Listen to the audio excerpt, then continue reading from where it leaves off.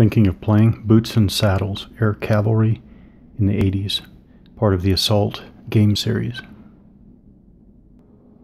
So for this Thinking of Playing series, I am going to be looking again at the Boots and Saddles introductory scenario A right there. So just review again, first from the US scenario information pamphlet here. Got introductory scenario A. This is map C set up here. These are, I went ahead and helped myself by putting the forces just on the map.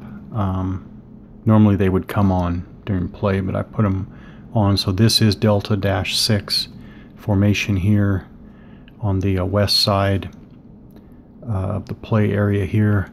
But we will be using rules 1 through 16. The units are always going to be placed face up, not the unspotted side. We won't be using the unspotted sides. So units are always spotted. The spotting rules are not used. So as much as I like spotting mechanics, I am going to skip that. So I guess we're just using line of sight and range of weapons. The morale rules are not used. All headquarters have a command rating of 2. Okay, when we will be playing as intended here, we will be playing with the operations points. We'll be playing an unlimited game, basically a fight to the last man standing. Yep, and so from the Soviet side, we just get their forces there for scenario A. These 3 formations here, otherwise the same. And those are the 2 Soviet companies here. This is a Bravo company here, an Alpha company here in game terms. And this is the, and that's the headquarters there. So I think all we need at this point is to jump right into the sequence of play. Soviet player goes first. No artillery, but to review it real quick, you're going to record fire missions, adjust smoke markers from previous turns, resolve indirect fire, and then deploy artillery units. Sounds like a cool mechanic, but basically for your indirect fire units, you're going to want to deploy them so they can fire. That's about as much as I know about that mechanic, but it does sound interesting. All right, but no more artillery, no more reference to artillery for this Thinking of Playing series. So we go to the first movement phase. Yes. Declare talk action for turn. Well, we're not doing that, but we are allocating operation points. And again, command rating of 2. Okay, so it is the Soviet player turn, and we are going to allocate operation points. Okay, I wanted to make sure I had that right. So per the scenario rules, headquarters have a command rating of 2. What that means is, in game terms, that is the number of operations points that the headquarters may issue per friendly movement phase. So this is the first movement phase for the Soviet side. The command rating for the headquarters unit here is 2, so it has 2 operations points to allocate. And very important, we do allocate, I thought I saw it. Well, I do think that we allocate the operations points now, which means that you're going to indicate how you're going to use your operations points before you're actually going to do all your actions from those operations points. Okay, so basically, what is the Soviet side going to do with its 2 operations points for this movement phase? I'm not sure they're going to expend any of those. So uses of operations points. Units never need operations points to fire. That makes sense. Nor do they need them to move in march formation.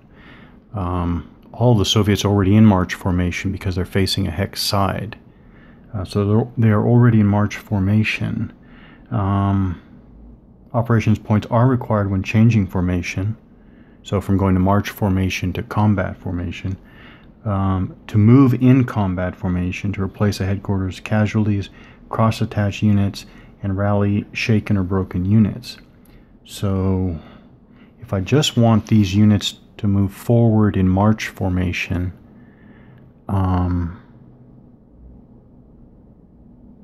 you know, I know what, that's probably not a good idea actually. Okay, so if I have 2 operations points,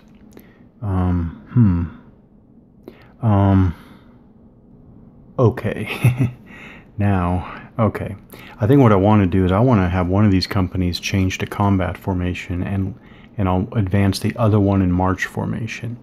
At least give the overall, I guess you'd say battalion minus formation here some flexibility. So to change formation takes 1 point.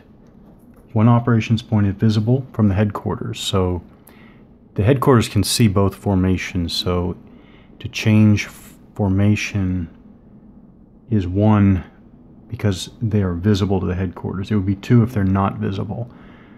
So I do think that means if this unit were on the other side of this mountain, like that, headquarters cannot see it whatsoever. It would take 2 operations points to change the formation of that unit. Okay. But in this case, it's going to be 1. Now, it's for all the units in a hex to change formation. So that is getting significant. I'm continuing on here, but if it's 1 point to change the units in this hex and another one to change units in this hex, then in 1 movement phase, only 2/3 of a company are changing formation so far. Okay, even when I was looking at that, I was wondering if the Soviet battle drill rule wasn't going to significantly augment that idea. Okay, so to go through this slowly to make sure I got it right, Soviet battle drill. While Soviet units do not have as extensive command control arrangements as comparably sized U.S. units, their reliance on well-rehearsed battle drills and formation movement allow large units to move at a relatively low cost in command or staff effort. That makes sense. Instead of addressing a move or formation change order to a hex, like I just said, the Soviet player may do so for an entire platoon, company, or battalion. So this is all 1 company.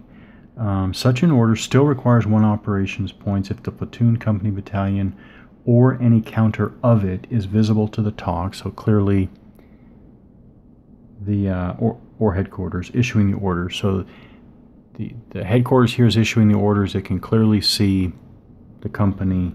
So it's 1. So that's what I'm doing. So I'm going to expend 1 to do a change of. I almost want little memory aids here, but that'll be 1 for that, and then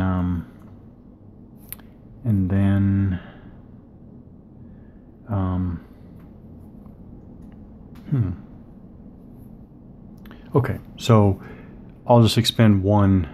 Oh wait, and then a second 1 to move in combat formation. So such an order. Make sure this right. Maybe it was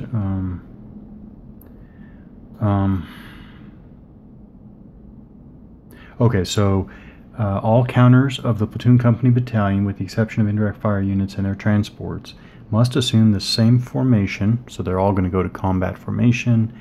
Assume and maintain the same facing. They will maintain the same facing. They're basically just going to move up the center here. And expend the same number of movement points. They will do that, moving in effect in formation. Okay.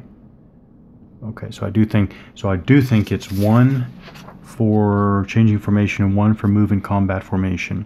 So move in combat formation says 1 point if visible, 2 points if not visible. Allows the units in a hex to move in combat formation. Visibility is determined at the beginning of the movement phase. That's roughly now. But again, this is going to be Soviet battle drill movement. Okay, so that is the 2 operations points. Okay, so I think this formation gets to move for free because it is in march formation. I assume the headquarters can move itself. and 2 operations points are expended. 1 to do a battle drill company formation change, and then a battle drill company movement. So I executed my Soviet movement there, move units, and resolve all pass-through fire and opportunity fire and check morale. We don't have pass-through fire or opportunity fire yet, and we're not using morale for this introductory scenario. There are 3 things to know. 1, I went ahead and started stacking. So I stacked the headquarters unit with the trail platoon, and I stacked the 2 lead platoons there. So stacking. So this is kind of something I expect from a GDW game, but there is no limit to the number of units that may stack or occupy at the same hex. However, there's a limit to the number of units that may use road movement through a hex at one time, and more importantly, a limited number that may fire from a hex. And also, I already picked up that if you stack more than, I think in general, more than 1 unit, you're going to get a combat modifier. That is, it's going to be negative for you the more dense target you are. So there's a combat reason to not stack too much. Okay, but I won't talk about the road movement limit right now, but the maximum of 10 steps may fire from a hex. So if a full platoon is 2 steps, I could stack 5 of these Soviet platoons in the same hex, and all of them could fire out of that hex. Still a complete beginner to the game series. A second observation I noticed is that graphically, roads do not go through these town hexes. The roads do not go through, and so the only thing I can assume is that you don't get the. And I kind of like this. I don't like some games that have this unrealistic notion that vehicles are flying through built-up areas, but not here. It looks like these urban hexes. So I paid the full 2 movement points to enter in urban or town hex here. At march formation rate. So just something to note. None of the roads actually go through these towns.